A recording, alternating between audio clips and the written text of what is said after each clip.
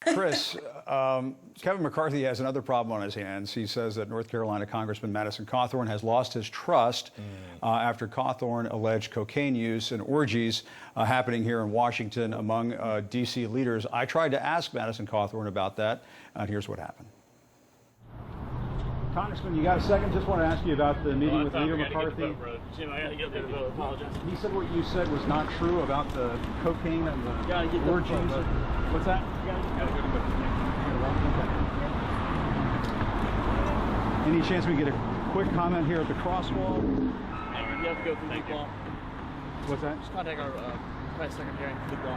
Ask you an unrelated question about former President Trump saying that he wanted to get dirt from Putin on Biden. Do you think that's appropriate to ask you want an Putin interview, you got to go through our guy.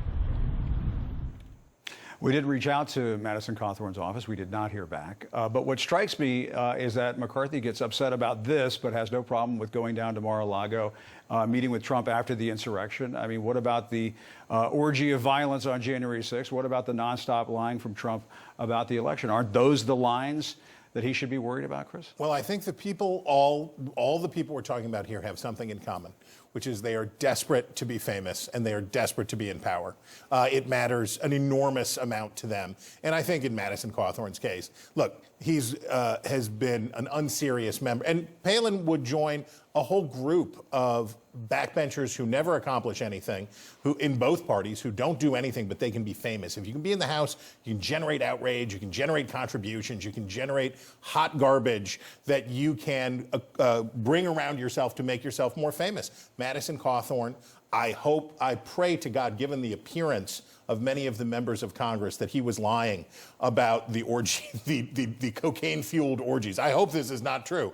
And if he was lying to make himself look good, like he was an outsider. What he forgot is, when you say that, he was inculpating Republicans. He was implicating his fellow Republicans in this.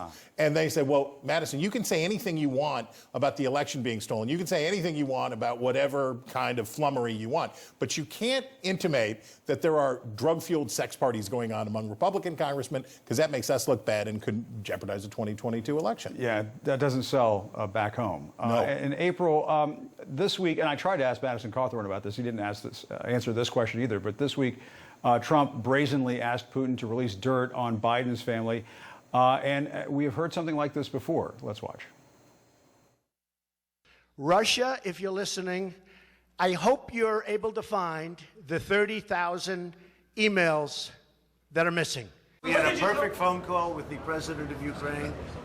Everybody knows it. As long as Putin now is not exactly a fan of our country, let him explain because Chris Wallace wouldn't let me ask the question.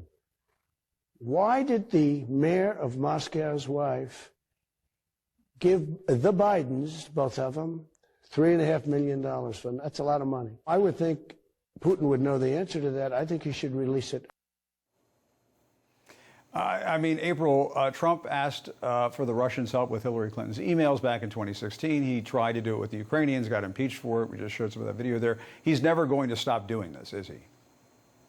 No, Donald Trump is very performative. We have seen, as you've shown, from Hillary Clinton to this moment, what it's done to this nation and what it has actually done to his poll numbers. His poll numbers aren't as high as they used to be as he's trying to run for office again. But what is critical that we need to see right now, Donald John Trump, a man who's trying to regain the Oval Office, is asking a man who's warring on a country really for no reason, killing people needlessly, displacing people needlessly. He's asking a war criminal to help him again, to find dirt on the sitting United States president. We talked about breaking the rule of law. There have been investigations before. Now this. It's in your face. So how do you explain this one yet again? Yeah, Chris, April brings up a good point. And we should note, at a rally last night, Trump was bragging about how he knows Putin. Today, we woke up to images of more atrocities in Ukraine, war crimes. It looks like genocide. I mean, what we're witnessing unfolding before our eyes. What might the world look like if Trump were still in office? Well, as Putin is bombarding and doing these things to Ukraine? I have no idea, because I don't know what anybody's calculations would have been. But I know this. Donald Trump when he was impeached for trying to extort help from Zelensky, most Americans had no idea who Zelensky was, and most Americans couldn't have found Ukraine on a map. And that's how he survived politically that first impeachment. But I'll tell you what, Americans love Vladimir Zelensky. He and Ukraine, in a recent survey, was more admired, more liked, more Americans showed support for Ukraine than even Canada and Great Britain. That includes Republicans. The subgroup of Republicans who were interested in Putin or were Putin curious and hanging out with Trump there, those folks have all gone to ground, right? They're not out there talking. So as Trump does this stuff, there is a small base inside the Republican Party that still will eat this stuff up. But he has found himself in a totally different political reality now as a consequence of Putin's actions. April, final thought from you? Final thought, Donald Trump needs to grow up and see the tea leaves. This is not his time. Vladimir Putin is in big trouble in the world. And I say it so simply because I guess that's the only way Donald Trump can understand it. All right. All right, we'll leave it there. April Ryan, Chris Direwalt, thanks to both of you.